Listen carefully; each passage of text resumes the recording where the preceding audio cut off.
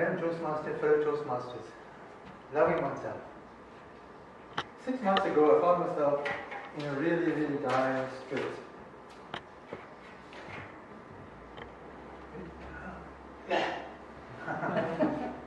I just bought a house up in Kaiapoi, so I moved out of the Burnside area. I just had a very nice car that I had in order to afford the deposit for that house. I ended up buying a much cheaper car which I was going to use to work, but it turned out to be a dodgy car. And every day I would travel to work just hoping that I wouldn't break down on the side of the road near Kaiapoi or some lonely road. I got a new role at work. It was either accept that work or just die of boredom in the previous work role. So I took that work role on because it was going to stretch me a bit. But I found that I was getting a lot of negative comments from senior managers who felt that I wasn't going up on the road more quickly enough. And on top of that, a personal relationship with a female in church that I was pursuing fell apart, and she buggered off overseas.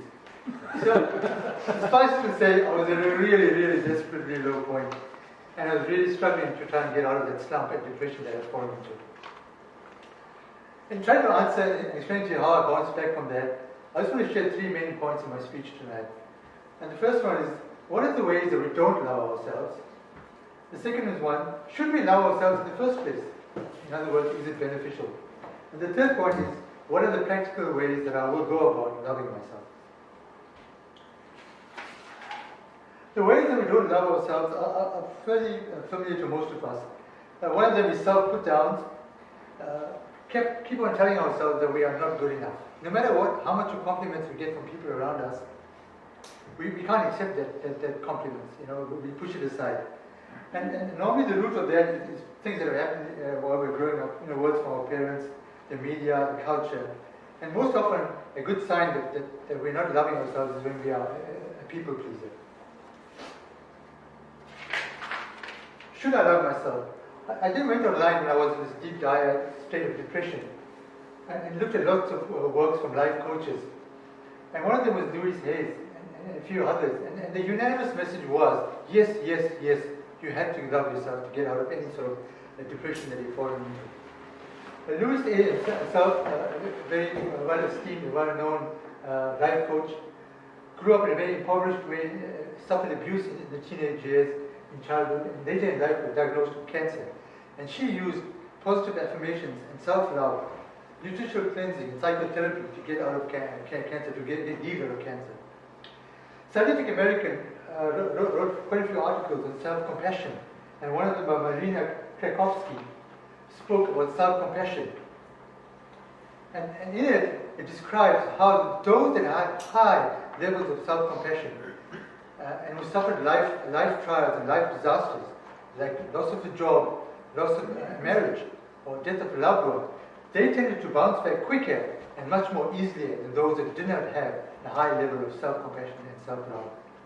And Professor Kristen Neff, who Marina quotes, says that self-compassion is treating yourself with the same kindness that you treat a friend, treat yourself with that same kindness. And another life coach called Jason Connell also found himself in dire straits when he was in his mid-20s. His former manager died, one of his friends drowned soon after. Another friend took his life, and then he had a painful breakup with a woman he was going to marry. And eventually, 2 weeks later, a third friend took his life. And this drove him to such low levels of depression and sadness that it forced him to go inwards. And he started to look at the relationships that he had with himself. And in that, he found that the only way out was to actually start to love himself and bring himself up again. And today he's helping hundreds of people to develop confidence, authenticity, self-compassion, and self-love.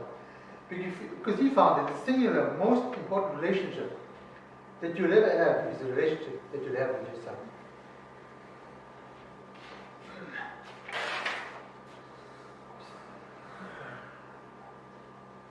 Another life coach, Dr. Kim Teramo, she's actually a medical doctor and an author, and she's the founder of the American Mind-Body Institute.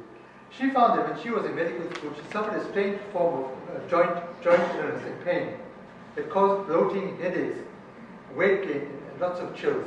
And she found in many days she couldn't get out of bed. And she was struggling with this and trying to get lots of medical treatment. but couldn't get a cure. And one day she made this connection that between her mind and her body, and the light was turned on in her.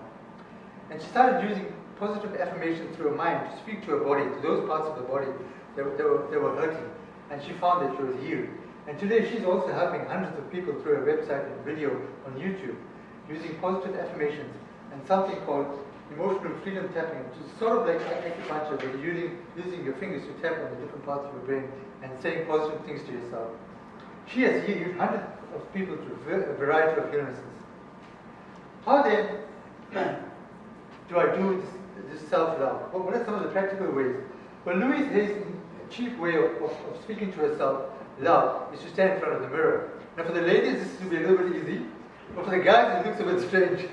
So you need to go in front of the mirror and actually look at yourself, look at your eyes, and speak positive words to yourself. And when something good happens, you say, terrific, thank you myself for letting this happen. And this is Louise Hay's main method. It's called mirror work.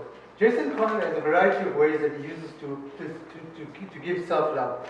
And one of the chief ways is to embrace our imperfection and to realize that as human beings, we're imperfect and we're going to make mistakes.